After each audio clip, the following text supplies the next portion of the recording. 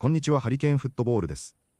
今回の教材は、リーズユナイテッドの田中碧に関する動画です。リーズユナイテッドは、FA カップの5回戦で、チャンピオンシップのノリッジシティと対戦し、3対0で快勝して、準々決勝へ駒を進めました。大半をローテーションして臨んだこの試合では、田中碧も先発出場し、70分に途中出場するまで、堅実な安定したパフォーマンスを見せました。リーズファンのKageyのレビュー動画では、田中碧が決定的な仕事をしたわけではないとも話しつつ、田中の特徴も見えた試合であり、ロングスタッフやグルエヴよりも良い選手であり、プレミアリーグでも通用すると強調しています。実際にどのように話しているのか、チェックしてみましょ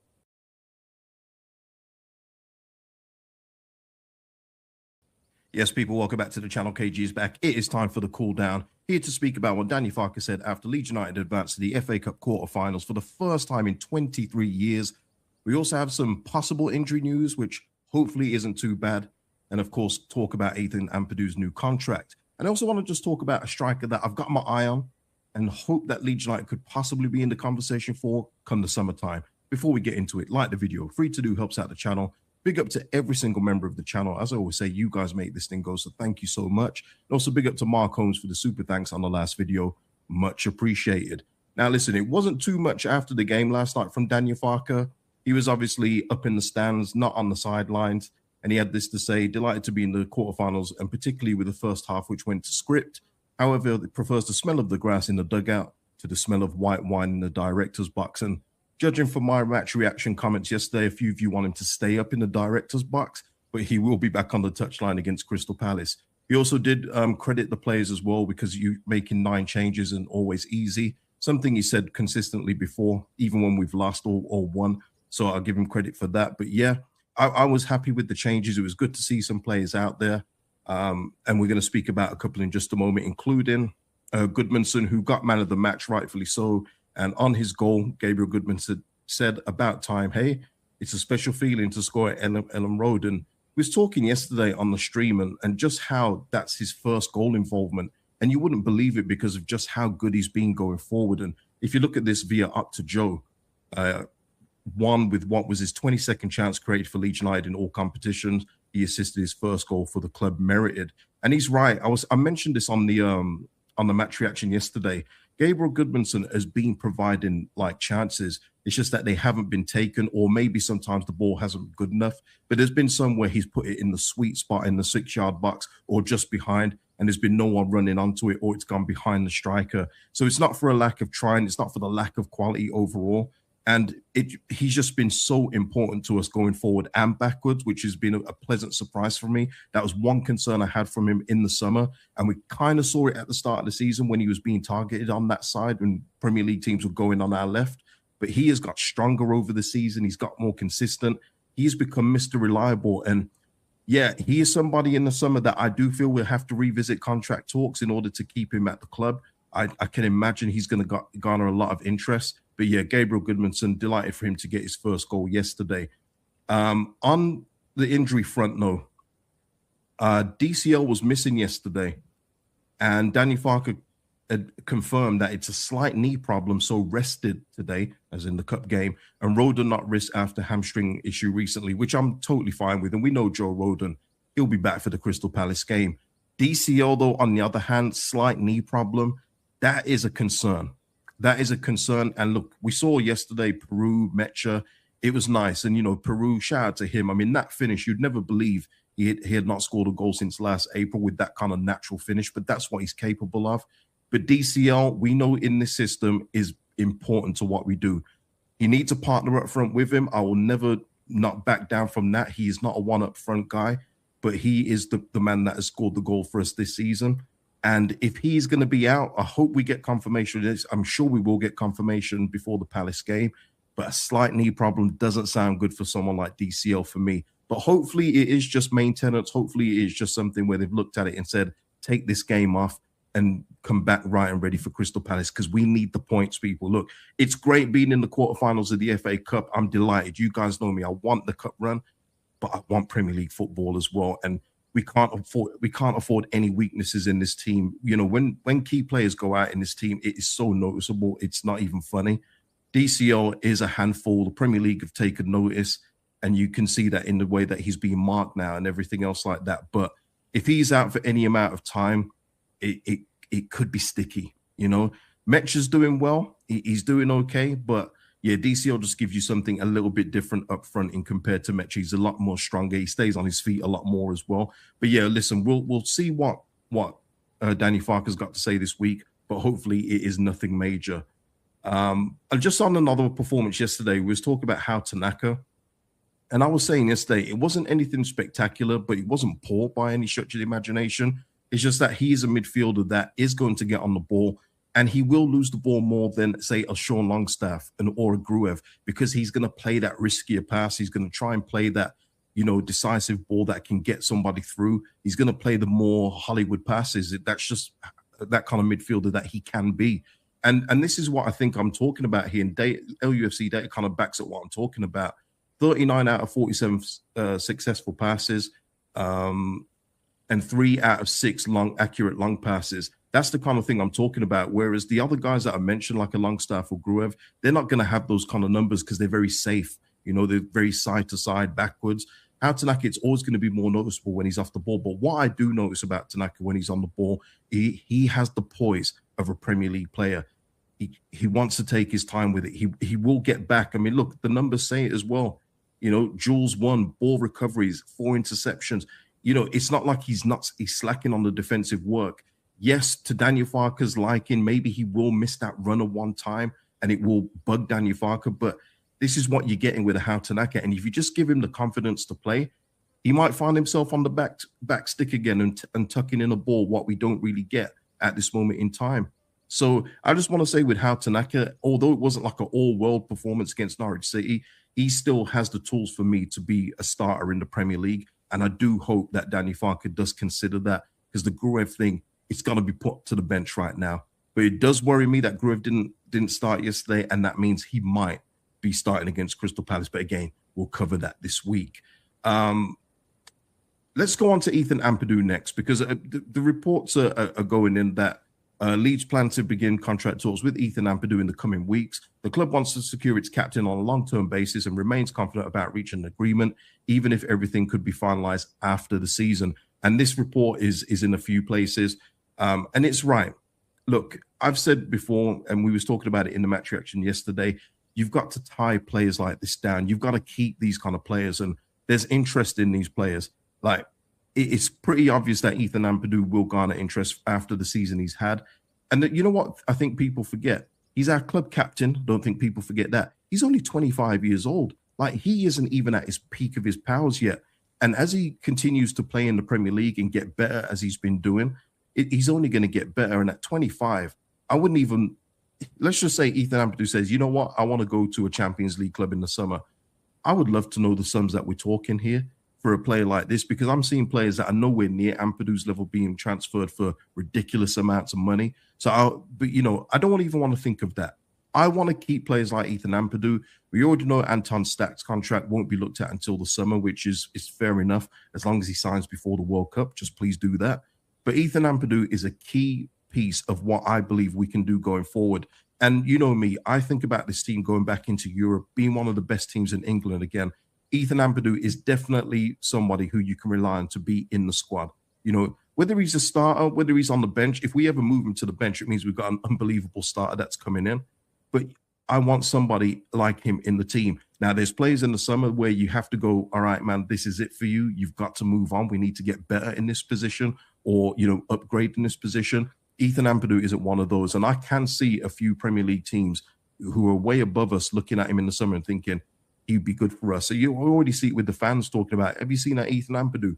He looks like he could be a good squad member for us. You know how they talk in those European clubs, you know, just squad members, even though he's our starter and captain. But yeah, Ethan Ampadu, new contract. I'm all for it. Please get it done and secure his future, along with a few others. Jaden Bogle, Goodman's son, Stack. But I'm sure that will all come in due course.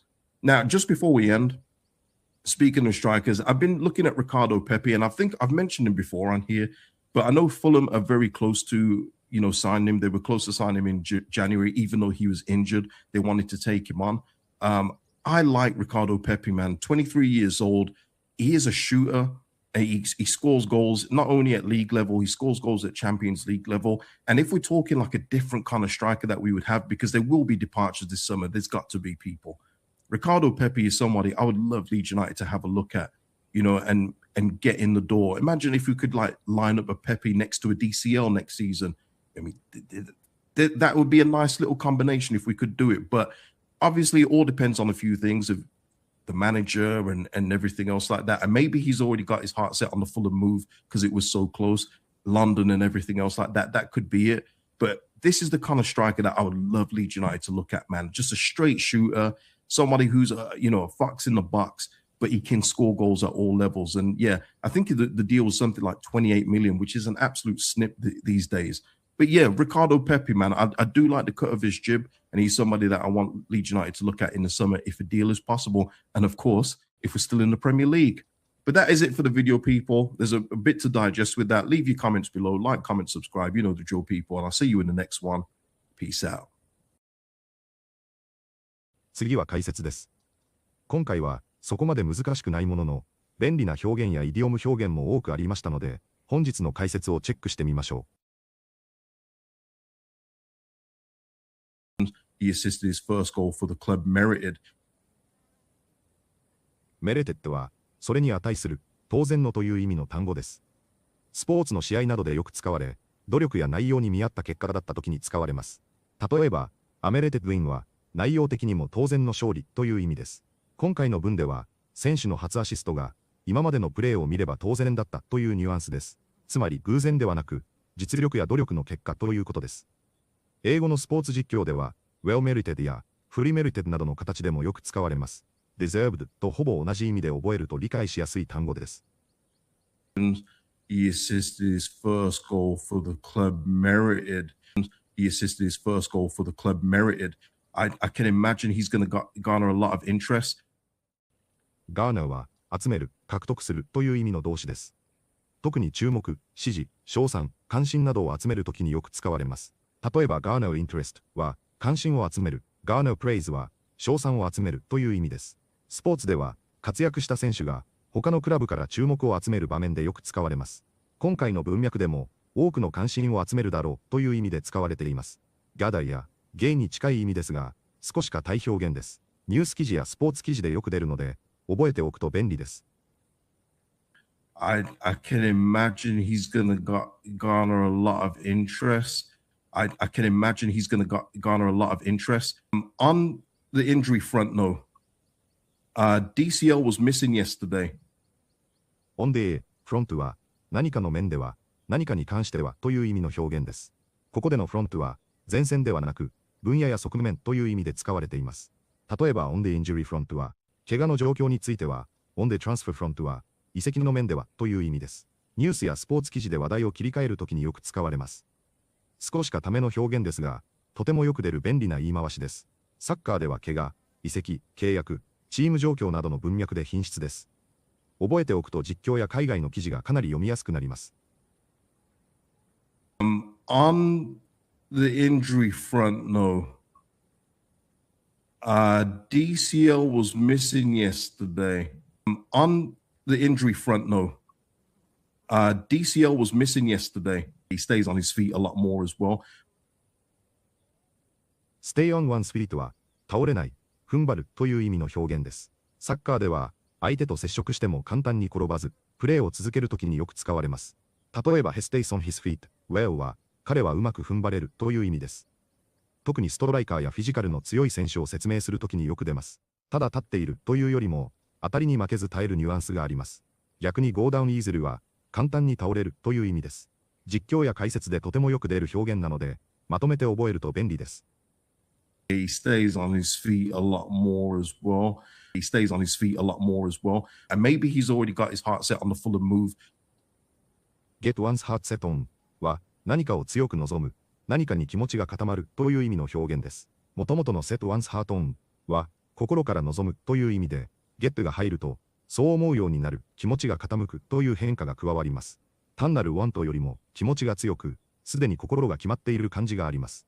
会話やインタビューでよく出る自然な表現なので、覚えておくと便利です。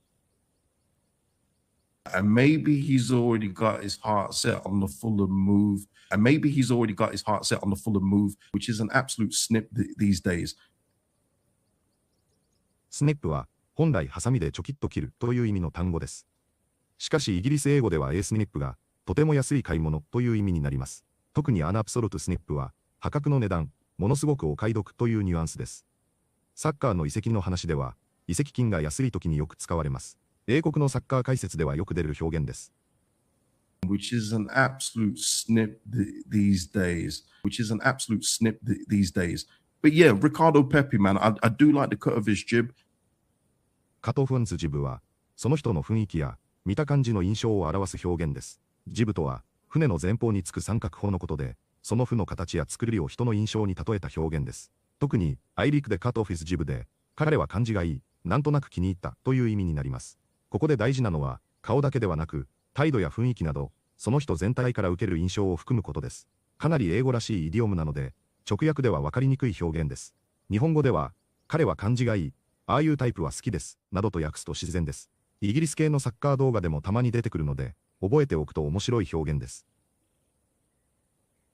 But yeah, Ricardo Pepi, man, I do like the cut of his jib. But yeah, Ricardo Pepi, man, I do like the cut of his jib. いかがでしたか？この試合の前まで、特にバーミンガム戦の内容も含めて、田中碧を使うべきというリーズファンは、もうほとんどいないくらいにも感じていましたが、Kageyは、その間も、田中碧を使うべきだと言い続けてきた数少ないリーズファンの一人だと思います。このノーリッジシティ戦でも、田中碧は、まあまあだったという評価が多いと感じますし、良くなかったというファンも少しはいるようですが、ウームとしてのパフォーマンスも、結果も文句のつけようがないほどだったことからも、田中碧を含め、控え選手への評価が上がり、もう少し出場時間を与えるべきだという論調がまた少し増えたようにも感じます。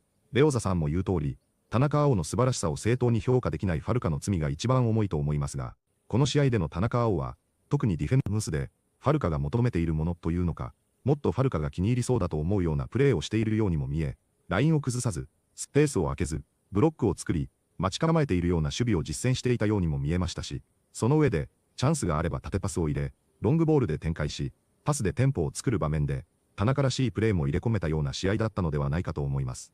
これでファルカがもう少し出場時間を与えるような試合ではあったと思いますので、今後の試合で、そうなることを少しだけ期待しつつ、リーズ公式の X で使われていた、田中碧のこの最高の笑顔が、また見れることを楽しみにしたいと思います。本日もご視聴いただきありがとうございました。またすぐにお会いしましょう。